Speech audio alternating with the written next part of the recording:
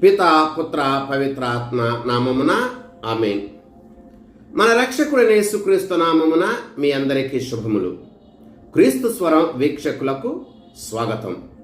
యేసు ప్రభు మిమ్ములను మీ కుటుంబాలను చల్లగా దీవించునుగాక. ప్రియ సహోదరి, ప్రియ సహోదరా, ఇది తపస్సు కాలములో మొదటి వారములోని గురువారం. ఇది తపస్సు కాలంలో 8వ రోజు. ఈనాటి సువార్త పఠనం మత్తయి సువార్త 7వ అధ్యాయము 7వ వచనం నుంచి 12వ వచనం వరకు.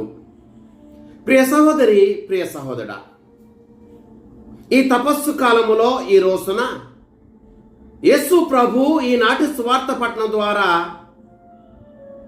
మనల్ని అడుగుడి మీకు ఇవ్వబడును, తట్టుడి మీకు తెరవబడును, వెదుకుడి మీకు దొరుకును అని అంటూ ఉన్నారు. అడిగిన ప్రతివానికి ఇవ్వబడును, వెదికిన ప్రతివానికి దొరుకును, తట్టిన ప్రతివానికి తెరవబడును అనే అభయాన్ని ఈరోజు ఈ తపస్సు కాలములో యేసు ప్రభు ప్రతి విశ్వాసికి, ప్రతి భక్తుడికి ఇస్తూ ఉన్నాడు.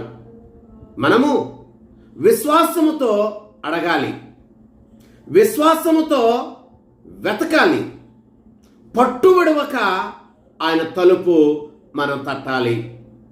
ప్రియ సహోదరి, ప్రియ సహోదరా, ఒకరోజు రాత్రి ఓ కుమారుడు తండ్రి గది తలుపును పదే పదే తట్టుచూ ఉన్నాడు.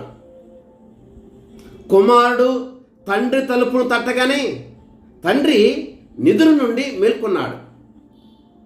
తండ్రి నిద్ర నుండి మేల్కొన్నప్పటికీ తండ్రి కుమారుని యొక్క స్వరాన్ని వింటున్నప్పటికీ, తట్టుతూ ఉన్నటువంటి ఆ శబ్దాన్ని వింటూ ఉన్నప్పటికీ వెంటనే తలుపు తీయలేదు.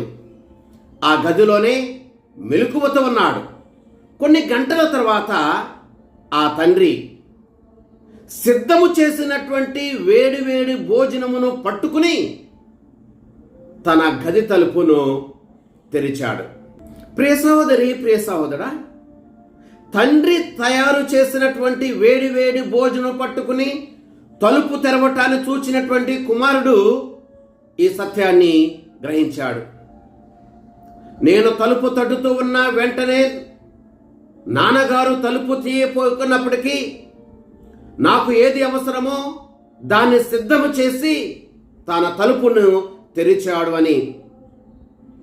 ఆలస్యమైతే చేసడే కానీ నేను తలుపు తట్టడాన్ని, నేను అడగటాన్ని నా నాన్నగారు అలక్ష్యం చేయలేదు, నిర్లక్ష్యం చేయలేదు. నాకు కావలసిన దానిని ఈ నిశ్శబ్ద సమయంలో సిద్ధం చేశాడు అని చెప్పి గ్రహించాడు. ప్రియ సహోదరి, ప్రియ సహోదరా, మన విషయంలో కూడా దేవుడు ఇంతే.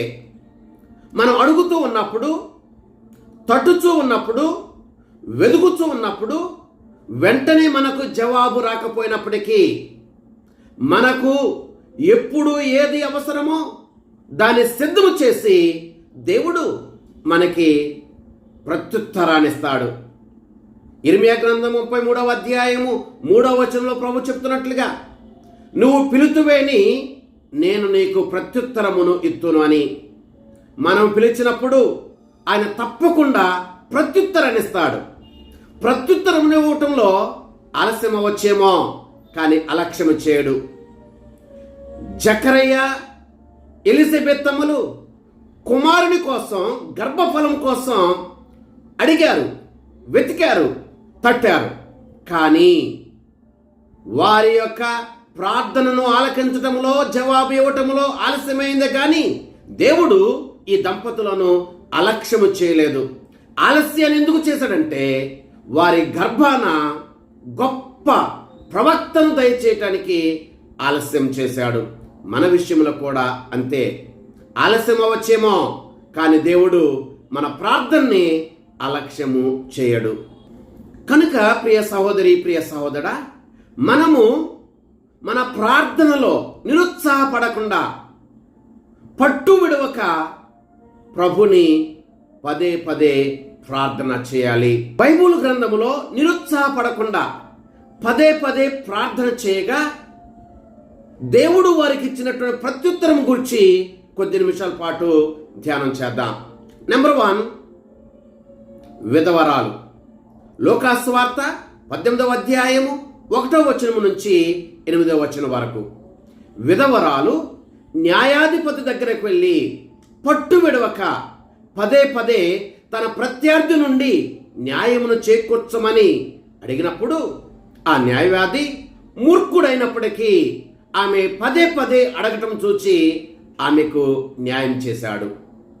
మనము కూడా నిరుత్సాహపడక మనం ప్రభుని ప్రార్థన చేస్తూ ఉంటే మన ప్రార్థనకి ప్రత్యుత్తరాన్ని ఇస్తాడు. నెంబర్ 2, అన్న.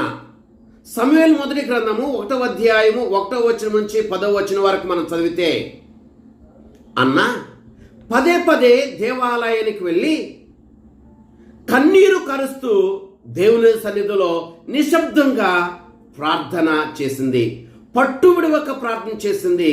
నిరుత్సాహపడక ప్రార్థన చేసింది. దేవుడు ఆమె ప్రార్థన ఆలకించి సంతాన భాగ్యాన్ని దయచేశాడు. మన విషయంలో కూడా నిరుత్సాహపడకుండా పదే పదే దేవుని సన్నిధికి వచ్చి దేవుని సన్నిధిలో మొరపెట్టుకున్నప్పుడు తగిన సమయాన తగిన దాన్ని మనకి ఇవ్వటానికి ఆయన ప్రత్యుత్తరాన్ని ఇస్తాడు. నెంబర్ 3, ఏలియా ప్రార్థన. రాసుల మొదటి గ్రంథము 18వ అధ్యాయము 42వ వచనం నుంచి 45వ వచనం వరకు మనం చదివితే, ఏలియా కరువు సమయంలో వర్షం కోసం నిరుత్సాహపడకుండా పట్టు విడవక పదే పదే ప్రభుని ప్రార్థన చేశాడు. దేవుడు అతని ప్రార్థన ఆలకించి తగిన సమయంలో వర్షాన్ని దయచేశాడు. మన విషయంలో కూడా దేవుడు అంతే తగిన సమయంలో మనకు ప్రత్యుత్తరాన్ని ఇస్తాడు. నెంబర్ 4, ఆదిమ క్రైస్తవ సంఘం. అపోస్తుల కార్యములు 12వ అధ్యాయము 5వ వచనము.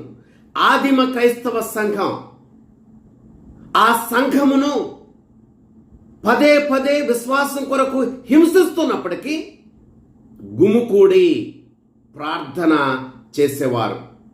ఆ శ్రమలలో నిరుత్సాహపడక వారు పట్టు విడవక ప్రార్థన చేశారు. దేవుడు వారి ప్రార్థనకి ప్రత్యుత్తరాన్నిచ్చాడు. మన విషయంలో కూడా నిరుత్సాహపడక ప్రార్థన చేసినప్పుడు మన ప్రార్థనకి ప్రత్యుత్తరాన్ని దేవుడు దయచేస్తాడు.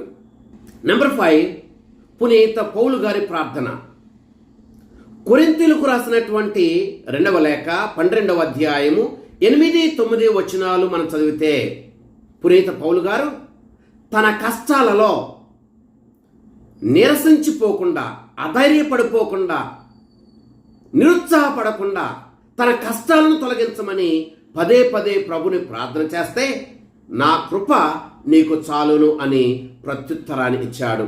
ప్రియ సహోదరి, ప్రియ సహోదరా, ఈ తపస్సు కాలంలో మనము అధైర్యపడకుండా, నిరసించిపోకుండా, నిరుత్సాహపడకుండా ప్రభుని అడుగుదాం.